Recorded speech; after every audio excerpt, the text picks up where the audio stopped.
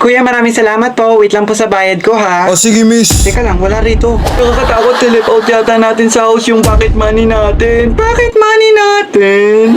Nakakaya naman, bakit hindi natin naalala yung pocket money natin? Why now, not later?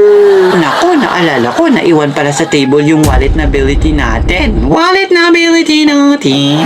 Nakakalungkot, bakit ngayon pa nangyari to? Why now, not later?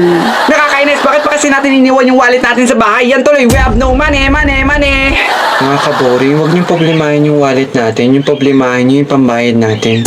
Ay, nasa wallet pala natin yung pambayad natin. Ew, nakakadiri naman kasi yung wallet natin. Ang dirty, kaya siguro na left out natin. Nakakaingit naman yung iba, no? Hindi nila nalilimutan yung wallet nila. Samantalang tayo, malimutan ang lahat. Wag lang siya. Charot! Anong gagawin natin? Wala tayong pambayad. Baka ma-prison ite. Ma-prison ite. Ang saya sa lahat ng mga iwanan natin. Yung wallet pa natin, kung pwede lang magbayad ng ngiti, ginawa ko na. Oo, Ian. Nasaan na yung bayad mo? Kuya, pwedeng ngitian na lang kita. Ano gagawin ko sa ngiti mo? Nakakain ba yan?